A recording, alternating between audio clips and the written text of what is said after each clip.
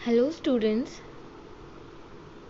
इसके पहले वाली वीडियो में हमने वर्ब के बारे में पढ़ा था और वर्ब के कुछ टाइप्स के बारे में पढ़ा था। अब हम आगे वर्ब के बारे में और डिटेल में पढ़ेंगे। Another topic is incomplete verbs. Study the following phrases given below. The child looked, our teacher was, the bottle is, the shopkeeper seemed. Students, ये जो 4 सेंटेंसेस हैं, क्या इसका कोई मीनिंग निकल रहा है? द चाइल्ड लुक्ड, अब यहाँ एक क्वेश्चन आ जाता है लुक्ड व्हाट, तो इसका आंसर हमारे पास नहीं है। आवर टीचर वॉज, अब ये भी एक इनकम्प्लीट हो गया सेंटेंस, हमें पता ही नहीं चल रहा है कि वो क्या बता रहा है। The highlighted words in the above phrases are incomplete verbs. These verbs do not express action or possession. ये verbs ना तो एक्शन बता रहे हैं ना पोजीशन बता रहे हैं और ये इनकम्प्लीट verbs हैं। These verbs require some other word to make complete sense, और इसमें कोई ना कोई ऑब्जेक्ट की नीड रहेगी ताकि ये सेंटेंस कुछ मीनिंगफुल बन सके। ठीक है, now let us complete the phrases given below. अब हम ये जो फ्रेजेस हैं ये इनकम्प्लीट है, अब हम इनको कंप्लीट करते हैं। द चाइल्ड लुक्ड, अब उसके आगे आपको लुक बताना है उसका कि वो किस तरह का दिखाई दे रहा है। तो यहाँ सेंटेंस अपन ने लिखा लुक्ड हैप्पी। ठीक है, तो सेंटेंस कंप्लीट हो गया। Our teacher was angry because of our behaviour. The bottle is clean, the shopkeeper seemed tired. अब इन सेंटेंस का कुछ ना कुछ मीनिंग निकल रहा है, इसीलिए ये कंप्लीट सेंटेंस है, और यहाँ इसका कोई मीनिंग नहीं निकल रहा था, ये इनकम्प्लीट सेंटेंस था। The words happy, angry, clean, tired are use to complete the sense of sentence. Such words are called complements, और ये वर्ड्स जो कि सेंटेंस को कंप्लीट करते हैं हम इनको कॉम्प्लीमेंट्स कहते हैं। Therefore verbs like be, is, am, are, was, were, will be, shall be, appear, seem, look, smell, taste, turn, ये सब कौन सी verbs हो गई हैं? Incomplete verbs. Understood? Now subjective and objective complements. The words or words required to complete the predicate is called complement of the verb. देखो, जो sentence जब हम कंप्लीट करने के लिए प्रेडिकेट का यूज़ करते हैं उसे कॉम्प्लीमेंट हम कहते हैं। When the complement of the verb says something about the subject it is called subject complement, और जब वर्ब का कॉम्प्लीमेंट सब्जेक्ट के बारे में कुछ बता रहा है तो वो कौन सा कॉम्प्लीमेंट हो जाएगा? सब्जेक्टिव। जैसे ऋषभ इज़ अ फोटोग्राफर, यहाँ ऋषभ सब्जेक्ट है और इज़ क्या है? इनकम्प्लीट वर्ब है, और फोटोग्राफर क्या है? कॉम्प्लीमेंट है, क्योंकि फोटोग्राफर वर्ड सब्जेक्ट के बारे में हमें कुछ बता रहा है, तो ये सब्जेक्टिव कॉम्प्लीमेंट हो गया। The complement photographer says something about the subject, therefore it is subject complement, इसीलिए हम इसको क्या कहेंगे? Subject complement. Now read the following examples given below. The highlighted words are subject complements. The child continued crying. She looked depressed. The players are tired. This house is to be sold. When the complement of the verb says something about the object, it is called an object complement. ठीक है, जब जो complement है verb का वो कुछ ना कुछ ऑब्जेक्ट के बारे में बताता है तो वो ऑब्जेक्टिव हो जाएगा।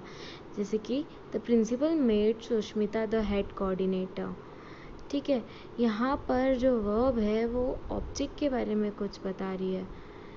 ठीक है, here the principal is a subject, subject क्या है? प्रिंसिपल। मेड क्या है? वर्ब। सुष्मिता है ऑब्जेक्ट, और the head coordinator is the complement. ठीक है, यहाँ मेड वर्ब थी और वर्ब किसके बारे में बता रही है? क्या बनाया है? ऑब्जेक्ट क्या हो गया? The head coordinator. ठीक है, तो ये ऑब्जेक्टिव कॉम्प्लीमेंट है। The complement head coordinator says something about the object Sushmita. ठीक है, सुष्मिता के बारे में कुछ बता रहा है वो, therefore it is called an objective complement. Understood? Now read the following examples given below. The highlighted words are object complements, अभी ऑब्जेक्टिव कॉम्प्लीमेंट्स है। They elected Mohan the president, My father named me Angel. Anxiety drove her mad. The teacher made the Krishna monitor. ठीक है, और ये सारे जो हैं ये सब क्या कर रहे हैं, ऑब्जेक्ट को फोकस कर रहे हैं, इसीलिए ये सारे कॉम्प्लीमेंट्स कौन से हो गए, objective complements. Now helping verb and main verb. देखो, helping verbs are also called auxiliary verbs. Students, हमने हेल्पिंग वर्ब के बारे में पहले बहुत पढ़ा है, क्योंकि वर्ब्स के पहले जनरली सेंटेंसेस में हेल्पिंग वर्ब्स होती हैं, और इसको हम ऑक्सिलरी वर्ब्स भी कहते हैं। They are used with the main verb to form different tense and passive forms. और हम हमेशा हेल्पिंग वर्ब का यूज़ मेन वर्ब के साथ करते हैं कोई भी टेंस या फिर पैसिव फॉर्म बनाने के लिए। There are 3 primary auxiliary verbs. Mainly 3 primary auxiliary verbs हैं, बी, हैव एंड डू। जैसे कि एग्जांपल देखो, आई एम गोइंग। अब यहाँ पर आई के साथ हेल्पिंग वर्ब लगी है एम, तो ऑक्सिलरी वर्ब या हेल्पिंग वर्ब क्या हो गया, um, and going is the main verb. ऐसे they have left the town, have is the auxiliary verb and left is the main verb, और the town is the object. Sometimes auxiliary verbs can be used as the main verb also. कभी कभी जो helping verbs होती है वो main verb की तरह भी यूज़ होती है, जैसे कि honey is sweet, तो is क्या है यहाँ पर, main verb है। Mohan is flying the plane, ठीक है, is क्या है यहाँ पर, auxiliary verb है। तो यहाँ पर is जो है वो उसने main verb का काम किया है, ठीक है, क्योंकि वो पोजीशन बता रहा है, पॉजिटिव वर्ब हो गया है। और Mohan is flying the plane, यहाँ पे ऑलरेडी वर्ब हमारे पास है, इसीलिए ये एक हेल्पिंग वर्ब की तरह यूज़ हो रही है। Model auxiliary verbs. Model auxiliary verbs have different names. जो मॉडल ऑक्सिलरी वर्ब्स होते हैं उनको हम मॉडल्स भी कहते हैं, मॉडल वर्ब कहते हैं, मॉडल ऑक्सिलरीज कहते हैं, और मॉडल हेल्पिंग वर्ब्स भी कहते हैं। ये 4 नेम्स हैं मॉडल वर्ब्स के, ठीक है। These verbs cannot be used as main verb। हमेशा याद रखना, जो मॉडल वर्ब्स हैं वो कभी भी मेन वर्ब की तरह यूज़ नहीं होंगी, ठीक है। These verbs they are helping verb other than primary auxiliary verbs, ठीक है। ये प्राइमरी ऑक्सिलरी वर्ब्स की जगह पे हेल्प करती है, ठीक है। प्राइमरी जो हेल्पिंग वर्ब्स होती है उसके अलावा एक वर्ब की तरह हमारा हेल्प करती है, जैसे कि modal verbs are used to express capability, possibility, necessity, obligation, ठीक है। ये सारी चीज़ें बताने के लिए मॉडल वर्ब्स का यूज़ हम करते हैं। तो मेनली मॉडल वर्ब्स 11 होती हैं, can, could, may, might, will, shall, would, should, must, used to, ought to. जैसे कि एग्जाम्पल देखो, फर्स्ट सेंटेंस कैपेबिलिटी को बता रहा है, I can reach the top of the mountains. तो कैन वर्ड जो है वो हमारी कैपेबिलिटी को बता रहा है कि वो माउंटेन तक रीच कर सकता है, तो ये क्या हो गया, एक्सप्रेसिंग कैपेबिलिटी, ये एक मॉडल वर्ब हो गई। Could you please open the door, हम यहाँ रिक्वेस्ट कर रहे हैं। द ट्रेन में अराइव ऑन टाइम, ये पॉसिबिलिटी है, मे वर्ड आया, मे हमेशा पॉसिबिलिटी को बताता है। आई विल डू और डाई, ये डिटर्मिनेशन हो गया। तो ये सारी वर्ब्स कौन सी हैं, modal verbs. Now finite and non finite verbs. Finite verbs, read the following sentences carefully, notice the use of underlined verbs. Hari jumped from the bus, the kids were playing in the water, she was waiting for him, I rain fast, ठीक है। यहाँ पर mainly ये जो verbs हैं इन्हें ध्यान दो आप लोग। In the sentences the underlined verbs are finite verbs, इनको हम फाइनाइट वर्ब्स कहते हैं। They tell us about the tense of the verb, either they are in the present tense और पास्ट टेंस, ठीक है। Finite verbs also show person and number. Finite verbs हमेशा हमें tense के बारे में बताती है, ठीक है, और टेंस के अलावा हमेशा पर्सन या नंबर को भी ये डिनोट करती है, ओके। नॉन फाइनाइट वर्ब्स क्या होती हैं, Read the following sentences carefully. Notice the use of encircled and underlined verbs.